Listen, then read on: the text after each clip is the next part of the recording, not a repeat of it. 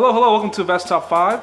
So today I'm talking about the M. Night Shyamalan movies. This is a director who you either like or you hate. There usually isn't an in-between. I guess I'm a Shyamalan fanboy because I do like a lot of his movies.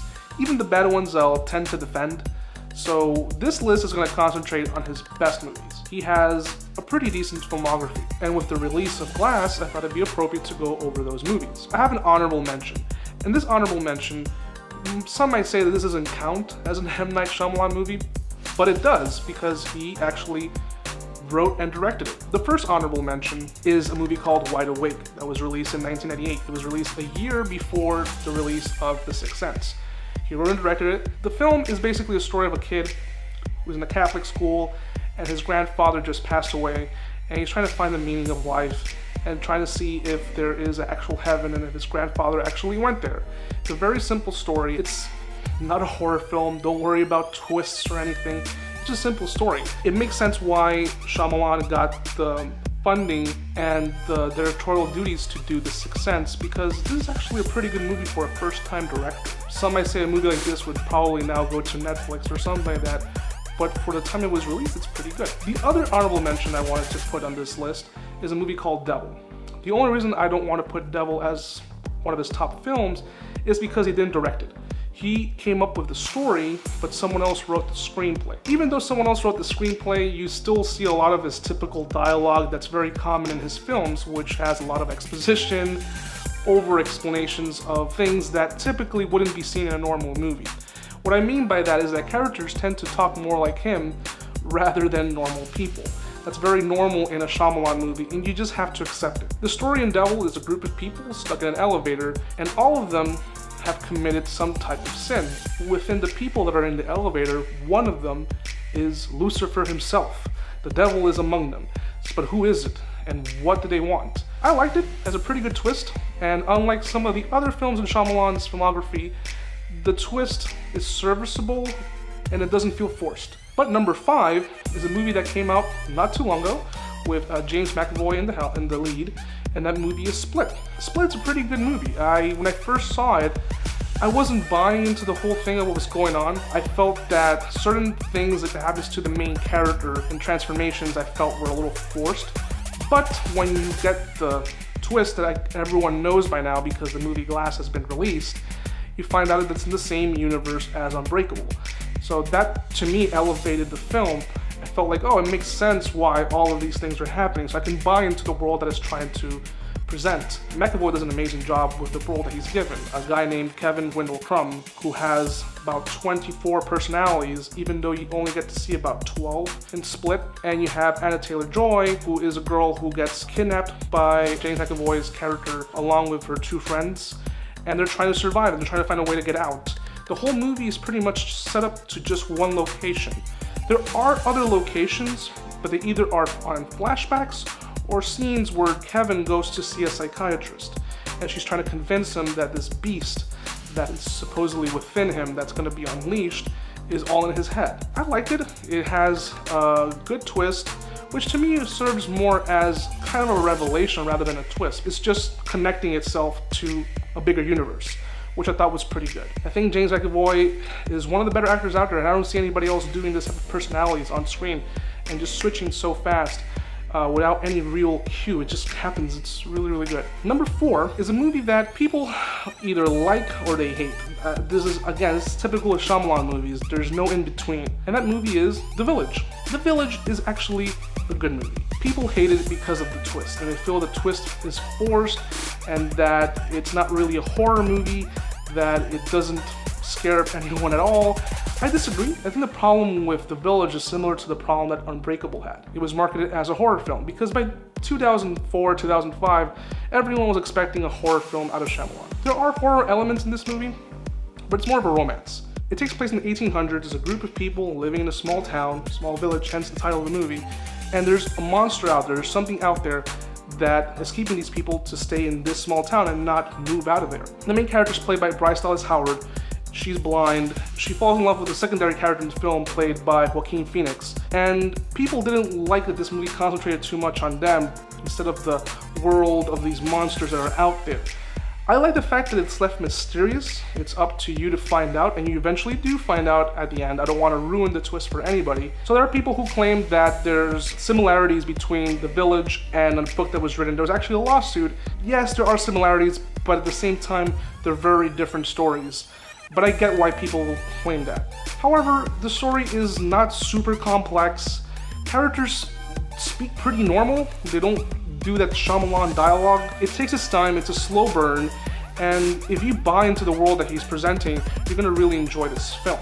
Yes, it's not really scary, and I don't think that was the intention of Shyamalan. I think that was the intention of the company, Touchstone, who released the film. So number 3 is a movie that just came out, and that is Glass. Glass, I really liked. Critics hated this film. It currently has 37% on Rotten Tomatoes. The people that complain about this film saying that the dialogue is very forced and heavy-handed, that it feels like it's pandering to comic book audiences, I disagree with all of that, because if you've seen Unbreakable, you'll see that Samuel L. Jackson's character talks the same way as he did in that film. People complain about David Dunn's character, that he's way too quiet and very mysterious. Well, that's kind of how he was in Unbreakable too. So it fits in that world. If you buy into the world that Shyamalan presented, because keep in mind, this is not based on a comic book, it's not based on the book, it's not a remake, it's all something that came out of Shyamalan's head, so I appreciate it for its originality. Sure, there are lines in the movie and certain twists that could have been handled differently. Don't worry, I'm not going to ruin it for you if you haven't seen it, but it works. One of the twists I was like, oh crap, I wasn't expecting that. That's you did it again, Shyamalan Ding Dong, you did it again. And I like that, I like those little surprises. There are some moments in the film, especially towards the end, that could have been handled differently, but I get that he's trying to wrap up this universe. He wants to move into new characters. But basically, the story of Glass is just a continuation of these 3 characters. They are mostly in an insane asylum, and you have to decide whether or not do these characters actually have the powers they claim they have. Can there be an explanation, a scientific explanation as to why they're doing these superpowers? So as an audience member, everything that Sarah Paulson's character is saying to these 3 individuals, it makes you think back on the 2 other films. Can their powers be a farce? Can it be just all made up? It leaves you that question, and I won't tell you whether or not it's true or not. You'll find out as you watch the film. I like when a movie does that. For some people, it felt that was too much of a gimmick. Not for me. I really like the movie. It has great cinematography. You can tell that Shyamalan is using all the resources he can, because this movie was shot only on a $20 million budget, unlike Unbreakable that was shot on a $75 million budget back in 2000. It's one of those movies that I felt Shyamalan put both all of his talent in the writing and in the directing. Number 2 is a movie that most people would put as number 1. But I put it as number 2 only because, unlike some of his other films, the twist in this film detracts from a lot of what's happening in the film. And the movie is The Sixth Sense. I saw it recently, hadn't seen it in a long time. I still think this is a great movie. It's marvelously shot. It has Bruce Willis' second best acting in his whole career. The thing with Bruce Willis is he usually acts based on his paycheck. The more money you give him, the more of a smile you're gonna get out of the guy. He made a lot of money out of The Sixth Sense. He got paid $14 million up front along with a percentage of the gross, so he made over $100 million out of this movie. And still to this day he will, because he has royalties out of this film, so he'll always get a check from The Sixth Sense.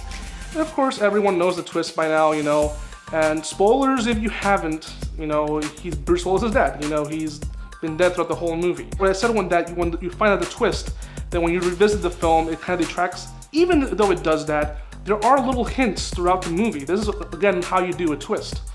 There's certain things that you saw in the film that make you think back like, oh, I saw it that way because I wanted to. Like there's a sequence where he sits down with his wife and he's having a conversation in a restaurant and he's about to pay the check and she's not talking to him. You think that they're not talking because they're probably having an argument. Truth of the matter is, motherfucker's dead. Those things, when you look back on it, it changes your whole perspective of what you saw. That's what a good director and a good writer does. It lays everything in front of you, but it changes your perspective on the second viewing once you know the twist. So this movie, to me, it's a 10 out of 10. It's one of those movies that worked so well throughout the years. It's actually the second highest grossing horror film of all time. It used to be number 1 until last year when the movie It came out. Number 1, it would be most people's number 2. But for me, this movie is a cult classic now. If this movie hadn't been released, you wouldn't have had Split and Glass, and that movie is Unbreakable. Unbreakable is a movie that not only does it have a good twist, but it has such a great deconstruction of the comic book world. This movie was so ahead of its time, and I do believe that if this movie came out now, it would got the same criticism that Glass got. The biggest problem that comic book audiences have today is that they're too spoiled. They think they know everything. So when they see a character going over the simple layers that comic book movies have, they feel like, oh, this is so cheap. Why are you telling me stuff I already know? It's world building. That's what Unbreakable was doing. It was building the world in a realistic setting of a superhero, a mastermind supervillain, and eventually in the sequel, the hench character, which is the Horde. And I think people even misunderstood this movie when it came out. When it first came out in 2000, people really felt like this was just a very strange movie about comic books. That thing that people, those nerds read in conventions and stuff, that's what they felt when this movie came out. And now, of course, people say it's a classic, I love this movie. But I believe all those people who say they love this movie, if it came out in 2018 or 2019, they would be giving similar complaints that they gave to Glass. I love the fact that it treats its audience as being intelligent. This is one that I watch all the time, and I love the cinematography that they use in this film, especially one scene where Elijah plays his character when he's young and he's reading a comic book that his mother gave him, and it does a strange tilt. As he's tilting the comic book, the camera is also tilting along with it. I've never seen it in another film. And I love the way that in the beginning of the film, as she's giving birth to Elijah, the whole scene is given through a mirror. You're seeing the whole scene through the reflection of a glass, which goes in correlation with Elijah Price's character of being a breakable person, because his bones break really easily. Definitely, this is a movie that you should own. I love it, and I think it's his best work. So these are the top 5 Shyamalan movies. I hope you enjoyed this list. Go check out Glass. Don't let reviews dictate whether you're gonna enjoy this movie or not. Just go and watch it. That tends to be the case with a lot of movies that people think, oh, got bad reviews, I'm not gonna go see it. Make up your mind on your own. Though, leave me your comments and suggestions as to what movie should have been on this list on the comments section down below. Make sure to like, subscribe, hit that little bell button so you get all the notifications on the videos you can see here on Dropping Loads. Anyway guys, until next time, bye.